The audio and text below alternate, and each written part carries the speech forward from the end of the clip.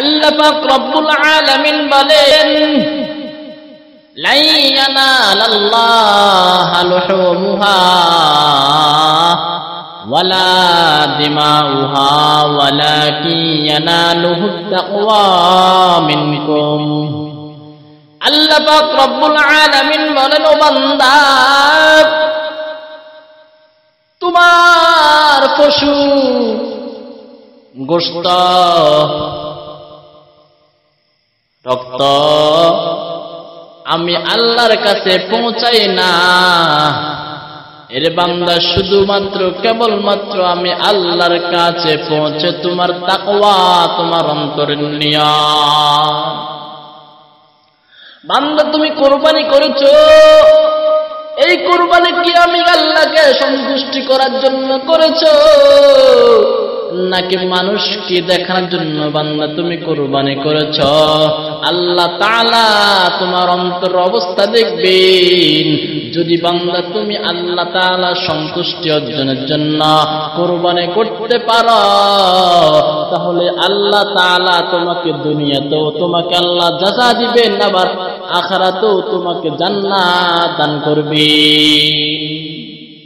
এরে মুসলমান, আজ আমরা পশু কোরবানি করি মানুষকে দেখানোর জন্য। তার টাকা পয়সা রয়েছে, অর্থ সম্পদ রয়েছে, এখন শুধু যে সে যদি কোরবানি না করে তাহলে মানুষ তাকে অনেক কিছু বলবে, সেই উদ্দেশ্যে বান্দা কোরবানি করে। ও মুসলমান, শুনে নাও, যদি তুমি মানুষের সুনাম অর্জন করার জন্য কোরবানি করো, তাহলে এই তোমার কোরবানি কবুল হবেই না। তোমার এই কোরবানি আল্লাহ পাক রব্বুল আলামিনের কাছে পৌঁছবে না। তুমি যে কোরবানি করছো মানুষকে দেখানোর জন্য, বান্দা তোমার এই কোরবানি তো কবুল হবে না। বান্দা, আল্লাহর কাছে তুমি কোনো সওয়াব পাইবা না। তুমি এই কোরবানি করেছো একমাত্র গোশত খাওয়ার জন্য।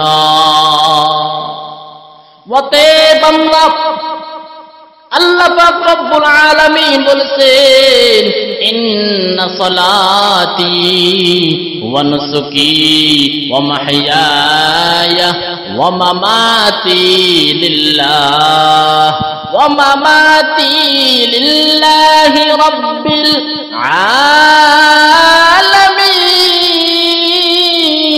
আলামিন।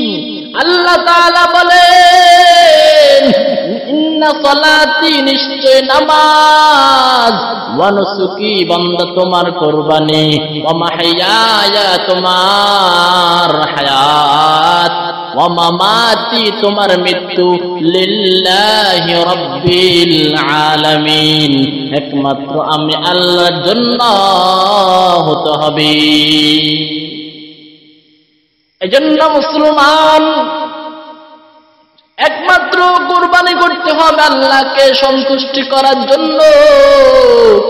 যদি বান্দা আল্লাহ সন্তুষ্টি না থাকে, তাহলে সেই কোরবানি তোমার কবুল হবে না।